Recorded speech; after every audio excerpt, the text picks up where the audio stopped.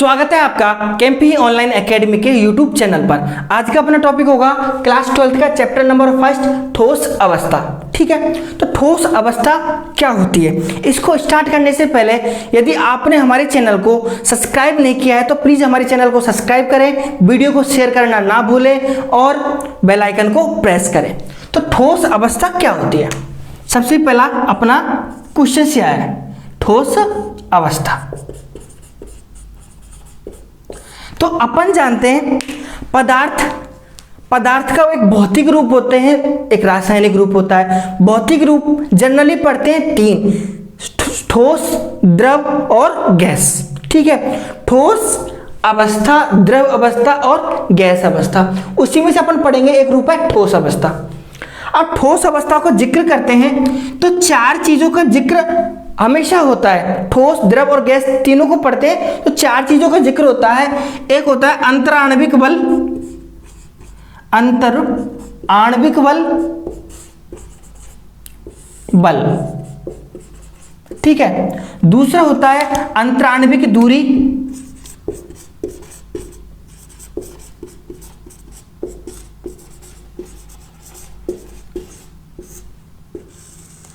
तीसरा होता है आयतन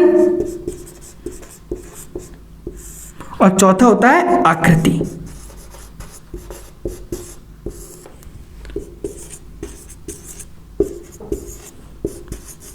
ये चार चीजें ठोस, द्रव और गैस, पर्टिकुलर हर चैप्टर में ठोस, द्रव और गैस में चार चीजों को बिल्कुल पढ़ा जाता है। इनके बिना ठोस अवस्था की डेफिनेशंस को कंप्लीट करवाना असंभव है। तो अंतराण्विक बल किसे कहते हैं? अंतराण्विक बल ठोसों में कैसा होता है? अंतराण्विक बल अधिकतम,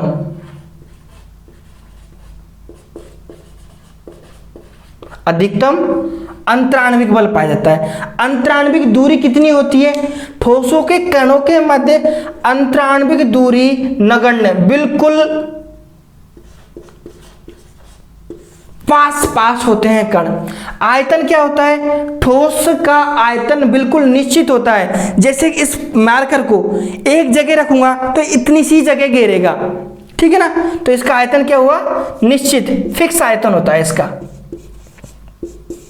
इसका वॉल्यूम निश्चित होता है। इसकी आकृति, तो ये जैसे ये पेन है, पेन दिख रहा है आपको, इसकी आकृति बिल्कुल जैसे दिख रहा है, बिल्कुल फिक्स आकृति। इसकी आकृति को मैं बिल्कुल चेंज नहीं कर सकता, तो इसकी आकृति क्या होगी? निश्चित। इसकी आकृति क्या होती है? निश्चित होती है। ठीक है, अब तो ठोस अवस्था पदार्थ की वह भौतिक अवस्था जिसमें अंतराण्विक बल अधिकतम, अंतराण्विक दूरी नगण्य और आयतन निश्चित, आकृति निश्चित होती है, उसे ठोस अवस्था कहते हैं। आपको बताएं, जो ठोस कण होते हैं, ठोस कण, अब उनमें कौन सी गति पाई जाती है? एक बहुत इंपॉर्टेंट सा क्वेश्चन बनता है, इंपॉर्टेंट क्वेश्चंस एक नंबर में पूछा जाता है, ठोसों के कणों के मध्य कौन सी गति पाई जाती है? आपको बताते हैं, इनके मध्य कंपन गति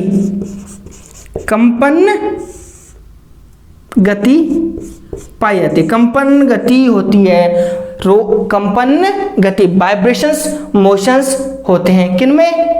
ठोसों के कणों के मध्य। बहुत इंपॉर्टेंट क्वेश्चन है ये। अब पढ़ते हैं इनकी ज्यामिति और किसकी आकृति, इनकी ज्यामिति और आंतरिक संरचना के आधार पर इनको कितने भागों में बांटा गया? किनको? ठोसों को। तो आपको बताएं, ठोसों को इनकी ज्यामिति के आधार पर दो भागों में बांटा गया है।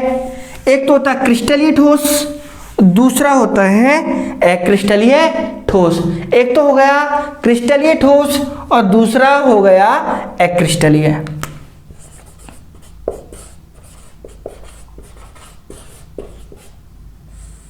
क्रिस्टलाइन सॉलिड और अक्रिस्टलाइन सॉलिड।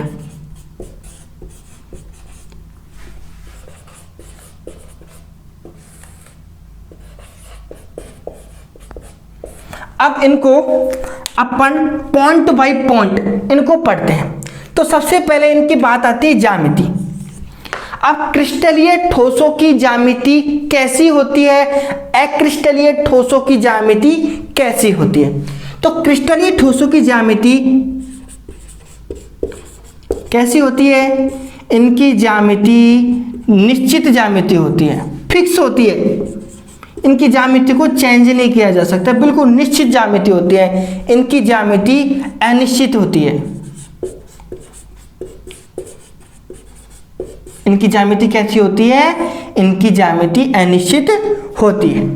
अब बात करें इनके अवयवी कण, जो इनके अवयवी कण कैसे होते हैं, इनके अवयवी कण कैसे होते हैं? इनके अवयवी कणों की व्यवस्था, अवयवी कण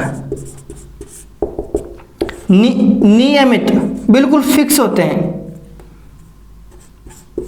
इनके अवयवी कण नियमित होते हैं और इनके अवयवी कण अनियमित होते हैं।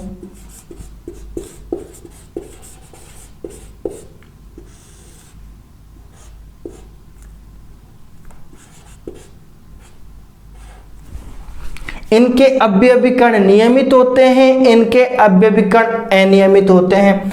अब बात करें तीसरा पॉइंट, इनको क्या बोलते हैं? इनको वास्तविक ठोस, इनको क्या बोलते हैं? वास्तविक, रियल सॉलिड, रियल ठोस, वास्तविक ठोस बोलते हैं। इनको आभासी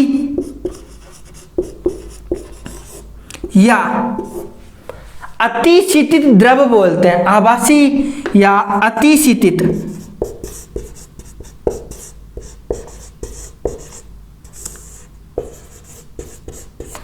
ये क्वेश्चंस पूछा गया है, अक्रिस्टलीय ठोसों में कौन सा गुण पाया जाता है?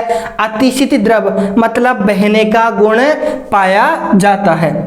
अब बताएं चौथा पॉइंट, जो इसका ग्राफ आता है वो असतत ग्राफ, डिसकंटिन्यूअस ग्राफ आता है। डिसकंटिन्यूअस ग्राफ, असतत ग्राफ क्यों आता है? असतत ग्राफ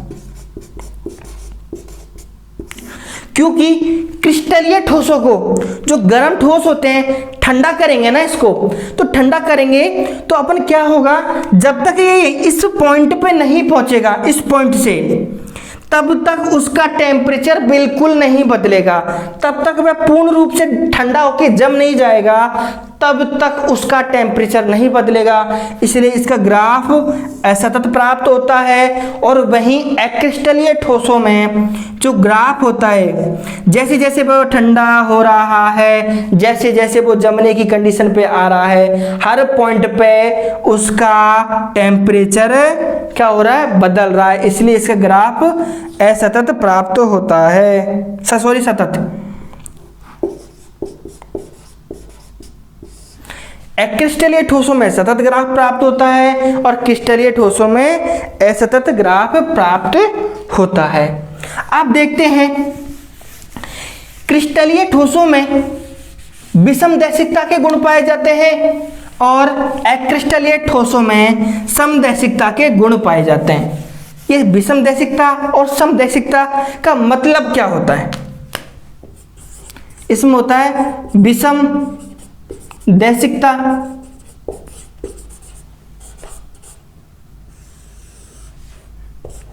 और इसमें पाया जाता है समदैशिकता।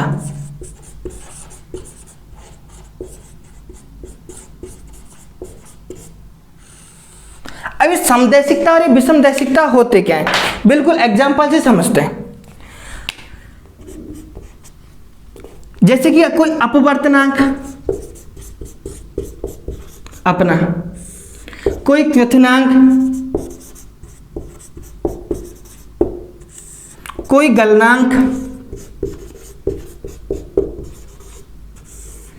अब माना कि कोई क्रिस्टलीय ठोस है, उसमें अपवर्तनांक भी होगा,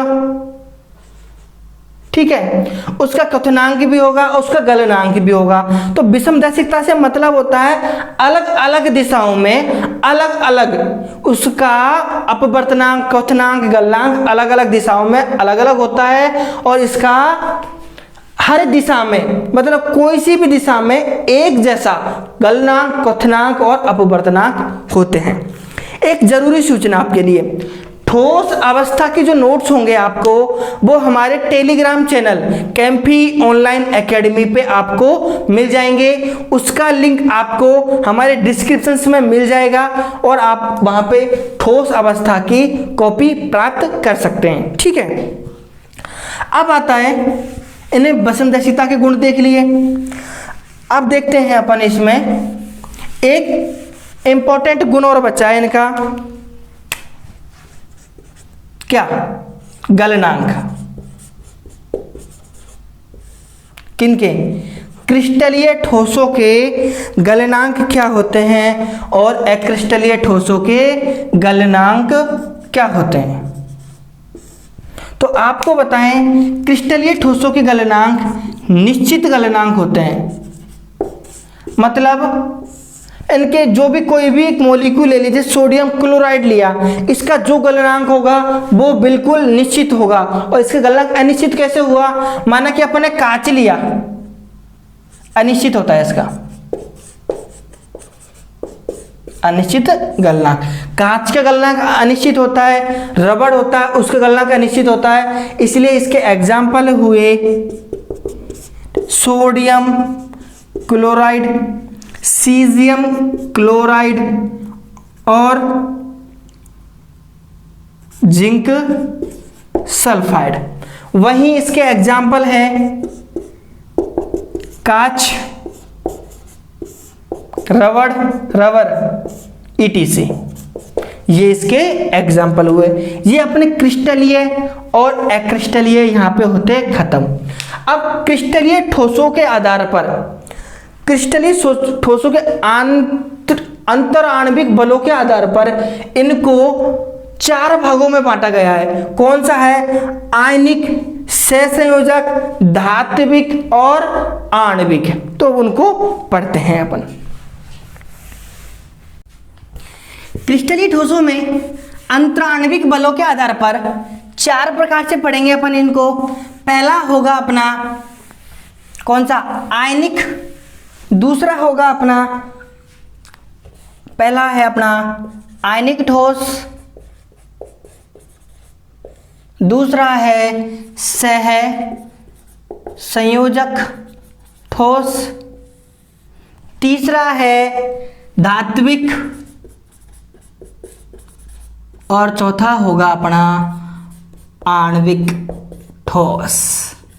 ये अंतराण्विक बलों के आधार पर 4 प्रकार से हैं। अब इनके टॉप लाइन बाय लाइन इनके चारों के इनके गुण पर लेते हैं, इनकी प्रॉपर्टी क्या होती है। तो इसके अवयवी कण, अवयवी कण, इसके अवयवी कण क्या होते हैं? इसके आयन होते हैं। आयन कौन कौन से?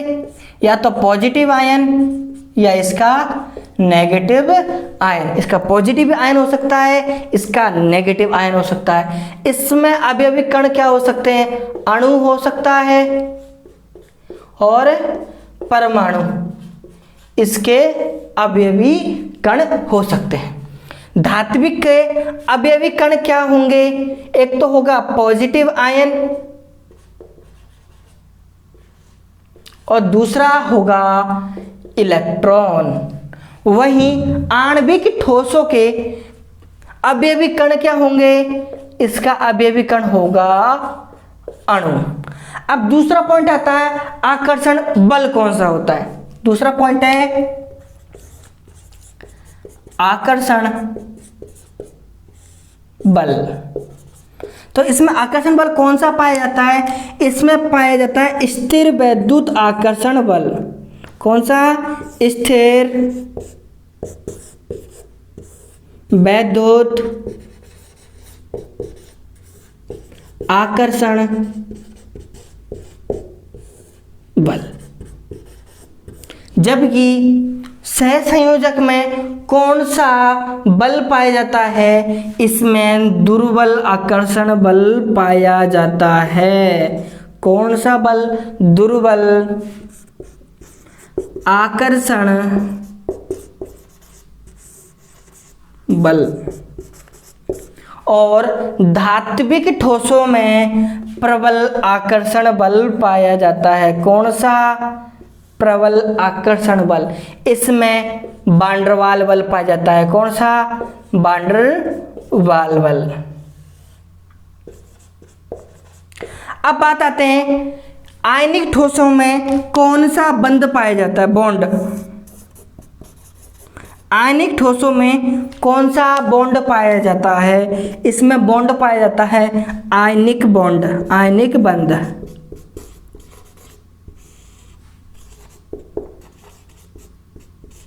जबकि सहसंयोजक ठोसों में सहसंयोजक बल,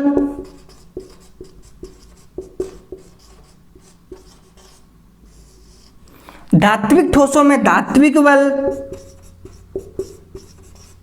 और आणविक ठोसों में वान डेर वाल बल पाया जाता है। कौन सा बल पाया जाता है? वान डेर वाल बल पाया जाता है। ठीक है, वान डेर वाल बॉन्ड पाया जाता है। अब बात करते हैं इनके गलनांक और क्वथनांक की। तो चौथा पॉइंट है अपना गलनांक व क्वथनांक। अब गलनांक और क्वथनांक इनके क्या होते हैं? इनके गलनांक और क्वथनांक इनके उच्च होते हैं। इनके गलनांक क्वथनांक कितने होते हैं? उच्च, हाई होते हैं। इनके भी गलनांक क्वथनांक उच्च होते हैं। लेकिन धात्विक और सहसंयोजक के गलनांक क्वथनांक क्या होते हैं? कम होते हैं। ये हुए इनके 4 पॉइंट। 2 पॉइंट और बचे हैं इनके। 2 पॉइंट कौन कौन से हैं इनके? अब बचा है इनमें चालकता। क्या आयनिक ठोस, सहसंयोजक ठोस, धात्विक ठोस और आणविक ठोसों में चालकता का गुण पाया जाता है क्या? तो आपको बताएं, पहला गुण है इसका चालकता। चालकता से बात आती है, यदि ये ठोस अवस्था में है तो इसमें कुचालक होता है, ठोस अवस्था में कुचालक। लेकिन ये लिक्विड द्रव अवस्था में है तो इसकी नेचर क्या होगा? इसका नेचर होगा चालक। क्योंकि अपन जानते हैं NaCl नमक जो कि साल्ट होता है, अरे सॉलिड अवस्था में है, अरे उसमें करंट का फ्लो करें तो करंट फ्लो नहीं होता। लेकिन जैसे ही अपन उसको लिक्विड कर देते हैं, पानी में घोल देते हैं किसी में भी, तो उसमें करंट का फ्लो आराम से हो जाता है। वही देखते हैं सहसंयोजक भी कुचालक होते हैं। सहसंयोजक बॉन्ड कौन से होते हैं? कुचालक नेचर के। अपवाद है वो होगा ग्रेफाइट। धात्विक ठोस चालक प्रकृति के होते हैं और आणविक ठोस भी चालक प्रकृति के होते हैं। अभी चालक प्रकृति के धात्विक ठोसों में आयंस होते हैं। यहाँ पे क्या हो गया? आणविक ठोसों में भी वान डेर वाल बल पाया जाता है, अणु होते हैं और वहाँ पे भी चालक नेचर का होता है। अब आती है इनकी विलेयता, इनकी सॉल्युबिलिटी। इनकी सॉल्युबिलिटी क्या होती है? तो आपको बताएं, एक सॉल्वेंट होता है ध्रुवीय, ध्रुवीय जिसको बोलते हैं पोलर सॉल्वेंट, और एक होता है अध्रुवीय। यदि सॉल्वेंट ध्रुवीय है तो उसको पोलर को पोलर में डिसॉल्व होता है और अध्रुवीय नॉन पोलर में डिसॉल्व होता है। ध्रुवीय विलायकों में विलय होते हैं और ये अध्रुवीय विलायकों में भी विलय होते हैं। आयनिक ये ध्रुवीय में तो ध्रुवीय विलय होते हैं, मतलब सॉल्युबल होते हैं, जबकि अध्रुवीय में क्या होते हैं? ये अविलय। ये अध्रुवीय में अविलय होते हैं। और ये ध्रुवीय और अध्रुवीय दोनों में कौन से नेचर के होते हैं? ये ध्रुवीय और अध्रुवीय दोनों में अविलय होते हैं। और ये भी ध्रुवीय और अध्रुवीय दोनों में अविलेय होते हैं। अब इसके एग्जाम्पल तो जानते हैं आयनिक के। आयनिक के होते हैं NaCl, ZnCl। सहसंयोजक में कौन कौन से हो गए? सहसंयोजक के एग्जाम्पल अपन जानते हैं, एक तो हीरा एग्जाम्पल, एक ग्रेफाइट की तो बात ही कर रहे थे, इसमें अपवाद होता है ग्रेफाइट। अब धात्विक की बात आती है, धात्विक होते हैं मिश्र धातु, मिश्र धातु, प्लेटिनम, आयरन, सोडियम आदि। ये कौन से हो गए? अपने हो गए धात्विक। मिश्र धातु हो सकती है कोई भी, प्लेटिनम हो सकता है, Fe आयरन हो सकता है, Na सोडियम हो सकता है। वहीं आणविक में होगा H2O। काफी सारे एग्जाम्पल आएंगे जो कि आपको हमारे नोट्स में मिल जाएंगे। और एक बार पुनः बता दूं आपको नोट्स कैंपी ऑनलाइन एकेडमी के यूट्यूब चैनल पर मिल जाएंगे। आज के लिए इतना ही। आगे थोड़ा सा और इसके सब पढ़ेंगे अपन, ब्रिटिश वो पढ़ेंगे इसके और इसके FCC BCC पढ़ेंगे। SCC क्या होता है? Octahedral tetrahedral Boyd. फिर इसमें आएंगे इसके नेचर होंगे, इसके ध्रुव, इसके वो अपन पढ़ेंगे। ये पैरामैग्नेटिक होता है, चुंबकीय नेचर आएगा इसका।